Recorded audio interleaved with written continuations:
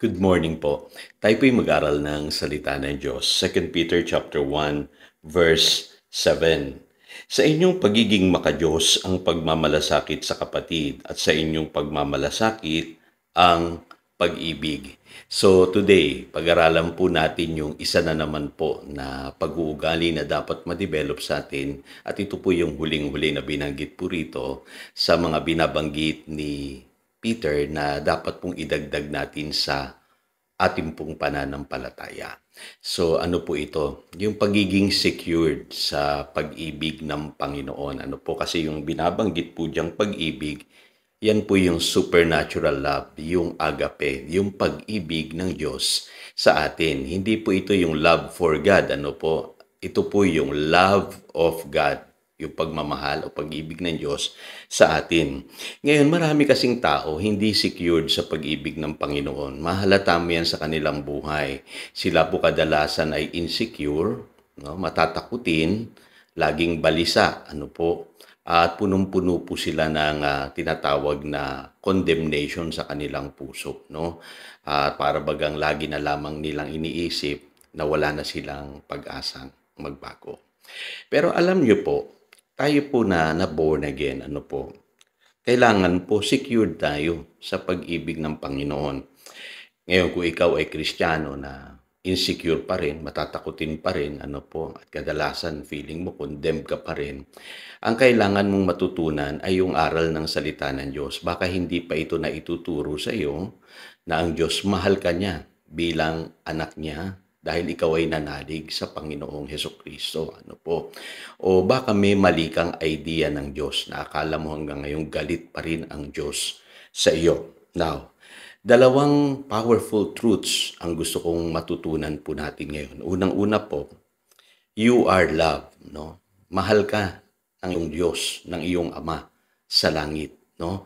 At ang Diyos sa pamamagitan ng ginawa ng Panginoong Hesus, no? Yung pag-ibig niya sa atin, sukdulan po 'yon. Ano po, hindi nagbabago. Na sinasabi ng 1 John chapter 3 verse 1. Ano po, at yung pagmamahal na yan ay pinakita niya sa atin sa pamamagitan po ng pagbibigay niya ng kanyang kaisa-isang anak sa atin. So, ganun pala tayo kamahal ng Diyos. Ano po, yung po sinasabi ng Romans chapter 8 verse 32. Pangalawang katotohanan po, dapat po matutunan din natin na you are created to love. So, ibig sabihin, kaya tayo na born again, nilikha ng Diyos sa pamamagitan ni Kristo Jesus para ipakita natin yung totoong pag-ibig sa ating kapwa. So, unahin po natin yung katotohanan ng you are loved.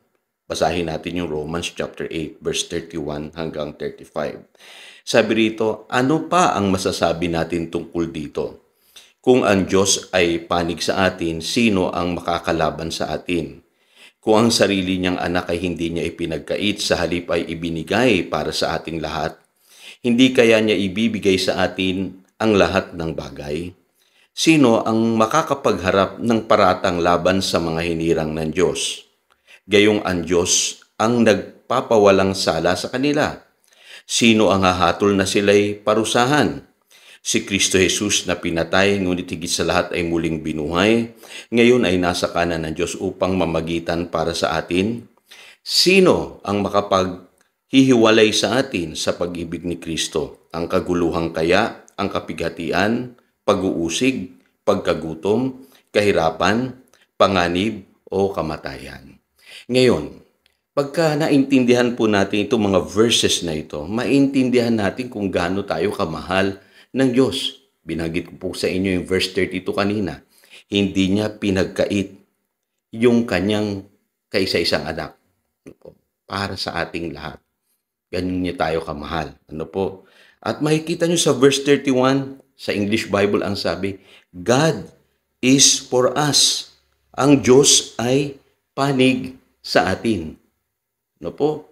Sabi dito sa verse 33, siya yung nagpawalang sala sa atin.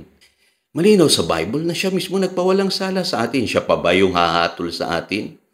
No? Pinawalang sala niya nga tayo. At ang sabi po rito, ang Panginoong Hesus ba na namatay para sa atin, na hanggang ngayon ay nananalangin, namamagitan para sa atin.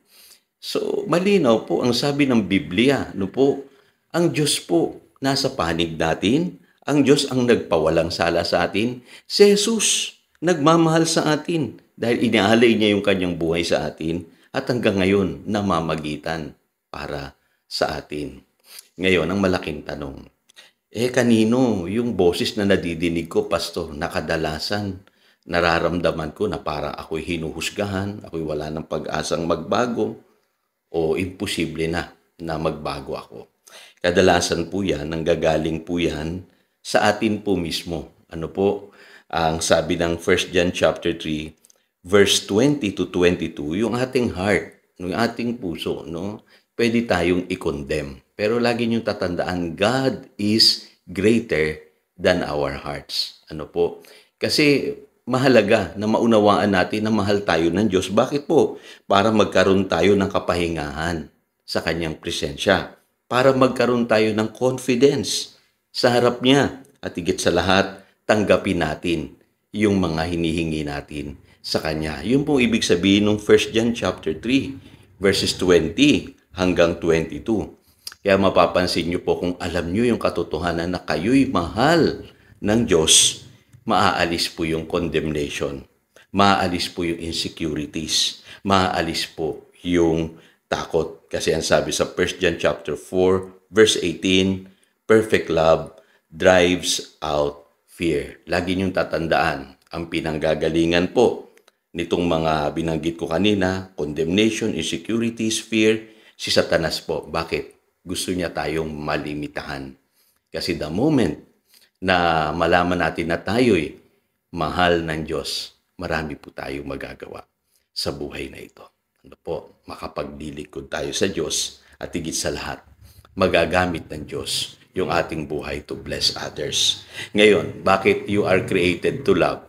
Ganito po yan eh. Kaya tayo minahal ng Diyos. Ano po? Sabi sa 1 John chapter 4, verse 19, we love because He first loved us. Para matuto rin tayong magmahal sa iba. Kaya maintindihan niyo po yung sinasabi sa 1 John chapter 4, verse 7 and 8, everyone who loves has been born of God. At malinaw po sa Biblia na tayong born of God, marunong magmahal kasi ang Diyos ay pag-ibig. Kaya sa Ephesians chapter 5, verse 1, ang paalala sa atin ng Biblia, be imitators of God as dearly loved children. Hindi nyo napansin, ang tawag sa atin, dearly loved children. Minahal muna tayo ng Diyos. Ano po? Dapat ma-experience natin yung pagmamahal niya bago i-share natin sa iba. Kung hindi po, magiging judgmental tayo sa ibang tao. Ano po? O sabihin natin ay mapanuri po tayo. O kadalasan ay makikita natin kaagad yung pagkakamali ng iba sa halip na magmahal, umunawa, magpatawad. So again, ito po si Pastor Jojo, nagpapaalala upang daluyan tayo ng pagpapala, manatili tayo sa kanyang salita. Good morning.